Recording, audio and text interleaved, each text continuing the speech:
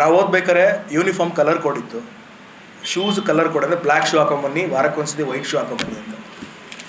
ನಮ್ಮ ಪೇರೆಂಟ್ಸ್ ಅವರ financial status ಹೆಂಗಿತ್ತೋ ಆ ಬ್ರ್ಯಾಂಡನ್ನು ತೊಗೊಂಡು ಹಾಕೊಂಬರ್ತಿದ್ವಿ. ಬಟ್ ಇವಾಗ ನೀವು ನೋಡಿದ್ರೆ ಒಂದು ಸ್ಕೂಲಲ್ಲಿ ಅಡ್ಮಿಷನ್ ಮಾಡ್ತೀವಿ ಅಂದರೆ ಅವ್ರದ್ದೇ ಒಂದು ಸ್ಟೋರ್ ಇರುತ್ತೆ. ನೀವು ಬ್ಯಾಗ್ ಅಲ್ಲೇ ತೊಗೋಬೇಕು, ಬುಕ್ಸ್ ಅಲ್ಲೇ ತೊಗೋಬೇಕು, ಶೂ ಅಲ್ಲೇ ತೊಗೋಬೇಕು. ಅವ್ರು ಹೇಳಿದ ರೇಟೇ, ನೀವು ಚೌಕಾಸಿ ಮಾಡೋಕ್ಕಾಗಲ್ಲ. ಸೊ ನಾವು ನಮ್ಮ ದುಡಿಯೋ ಅರ್ಧಕ್ಕರ್ಧ ದುಡ್ಡನ್ನು ನಾವು ಎಜುಕೇಷನ್ಗೆ ಇನ್ವೆಸ್ಟ್ ಮಾಡ್ತಾಯಿದ್ದೀವಿ. ಸೊ ಅದೇ ಥರ we are celebrating 76th independence day. ಆದ್ರೂ ಎಷ್ಟೋ ಮಕ್ಳಿಗೆ ಇನ್ನೂ ಎಜುಕೇಷನ್ ಎಟಕ್ತಾ ಇಲ್ಲ. ಕಾನ್ಸ್ಟಿಟ್ಯೂಷನಲ್ಲಿ ಆರ್ಟಿಕಲ್ 21 ಏನು ಹೇಳುತ್ತೆ, age between 7 to 14 compulsory free education ಇರಬೇಕು.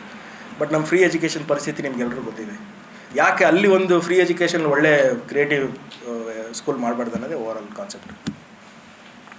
ಬನ್ ಟೀ ಅನ್ನೋದು ಒಂದು ನಮ್ಮ ಎಜುಕೇಷನ್ ಸಿಸ್ಟಮ್ ಬಗ್ಗೆ ಮಾತಾಡೋ ಒಂದು ಸಿನಿಮಾ. ಯಾಕೆ ನಮ್ಮ ಎಜುಕೇಷನ್ ಸಿಸ್ಟಮ್ ಹಿಂಗಿದೆ ಅಂದರೆ, ಯಾಕೆ ಅದು ಕ್ರಿಯೇಟಿವ್ ಆಗಿಲ್ಲ, ಒಂದು ಫಿಕ್ಸ್ಡ್ ಸಿಲೆಬಸ್ ಯಾಕಿದೆ, ಎಲ್ಲನೂ ಮಾರ್ಕ್ಸೆಲ್ಲ ಯಾಕೆ ತೂಗ್ತಾರೆ ಅನ್ನೋ ಒಂದು ಪ್ರಶ್ನೆ ಅಷ್ಟೇ. ಮಕ್ಕಳನ್ನ ಪ್ರತಿಯೊಂದು ಈಗ ಮಾರ್ಕ್ಸ್ ತೆಗೆದ್ರೇ ಬುದ್ಧಿವಂತರು, ಮಾರ್ಕ್ಸ್ ತೆಗೆದಿಲ್ಲ ಅಂದರೆ ದಡ್ಡ. ನಮ್ಮಲ್ಲಿರೋ ಎಬಿಲಿಟಿ ಅಥವಾ ನಾವು ಏನು ಓದ್ತಾ ಇದ್ದೀವಿ ಅದೆಲ್ಲನೂ ಜಸ್ಟ್ ಮಗಪ್ ಮಾಡ್ತಿದ್ದೀವಿ, ಮಾರ್ಕ್ಸ್ ತೆಗಿತಾ ಇದ್ದೀವಿ ಅಷ್ಟೇ. ನಾವು ಜನರಲಿ ಮಕ್ಕಳನ್ನ ಮೀಟ್ ಮಾಡಿದ್ರೆ ಯಾವುದೇ ಪೇರೆಂಟ್ಸ್ ಆಗಲಿ ಸ್ಕೂಲಲ್ಲಿ ಏನು ಕಲಿತೆ ಅಂತ ಕೇಳಲ್ಲ, ಎಷ್ಟು ಮಾರ್ಕ್ಸು ಅಂತೀವಿ. ಸೊ ಯಾಕೆ ಯಾವಾಗಲೂ ನಾವು ಕಷ್ಟಪಟ್ಟು ಓದಿ ಅಂತ, ಯಾಕೆ ಇಷ್ಟಪಟ್ಟು ಓದಿ ಅಂತ ಹೇಳಲ್ಲ.